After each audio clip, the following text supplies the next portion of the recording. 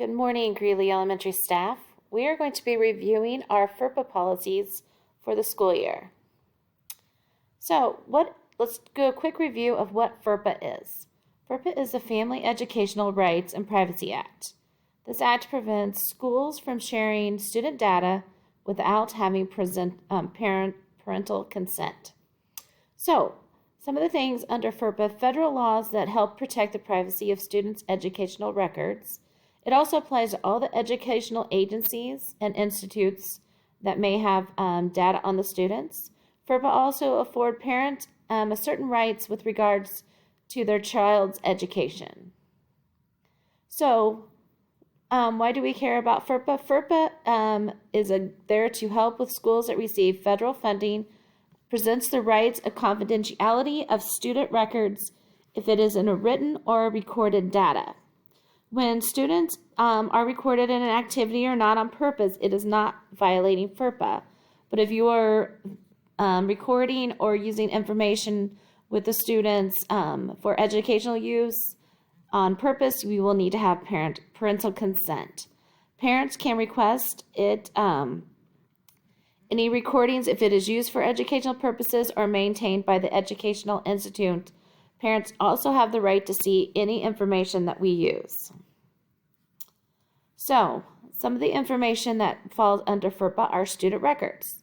There are some exceptions where student records could be legally shared with law enforcement officers.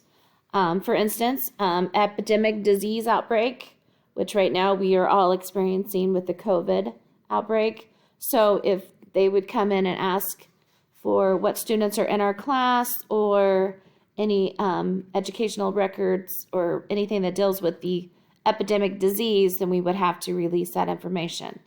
Another one would be campus shootings, because they would need to know what students are in the building at that time and names and numbers to be able to contact family members. And then if any time there is a health or safety of the students that are being affected, then the FERPA law would allow law enforcement officers to have access to student information. So, things to know. So, what are the rights under FERPA? Rights are for parents and adult age students. They may receive copies of any student records. This includes test scores, grades, any kind of information that they can that we have on their students or themselves. They have the right to deny access to others who want to obtain the information. It does not give them the rights to sue the school district if the information is not presented to them.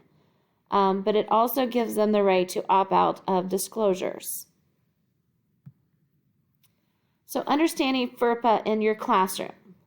Okay, so it's very important to be careful of the technology used in your classroom on lessons.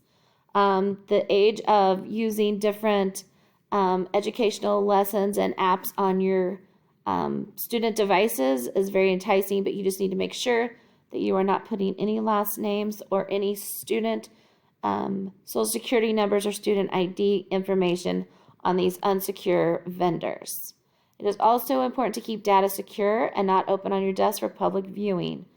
You have the responsibility of keeping your students' data secure if it is in your classroom and not should be under lock and key. And it is also your response to access requests. So if parents are requesting information or data on their students, it is your responsibility to respond and be able to provide that information to the parents. What is FERPA compliant? Okay, ways schools can ensure that they are compliant with FERPA to make sure that we are not violating any laws.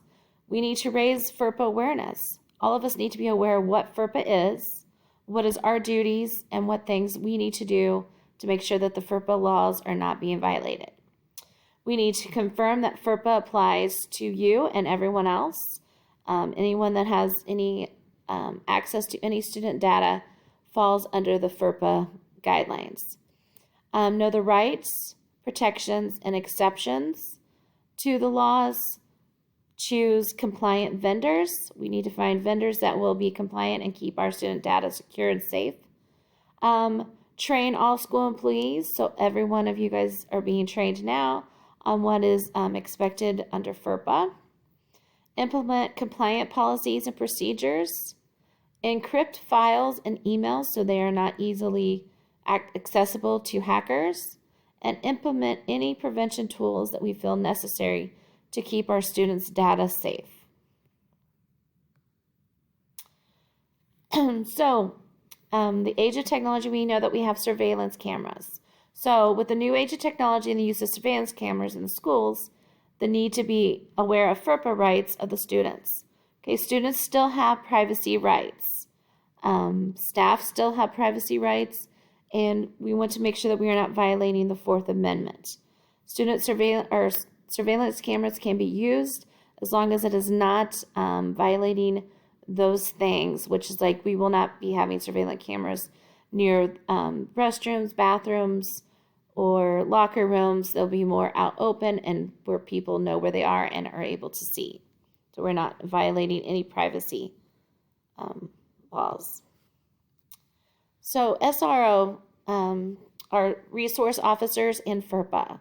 So under certain conditions, the SOR officers are allowed to see student data if they follow these guidelines. So if they perform an institutional service or a function within the school, if they're under direct control of the school district, are under subject to FERPA use and redisclosure requirements, and they meet the criteria specific to the school, which means that they will be trained just like you on the FERPA laws, but they have to, the SOR officers are also available and have to follow the guidelines of the school district on FERPA.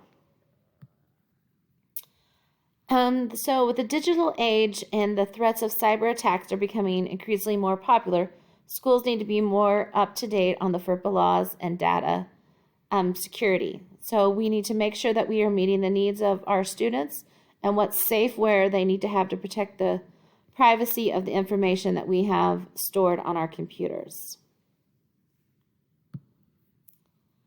Immigration. Part of the Homeland Security and the ICE program Bureau is permitted to have access to student records in order to monitor the international students with the student exchange.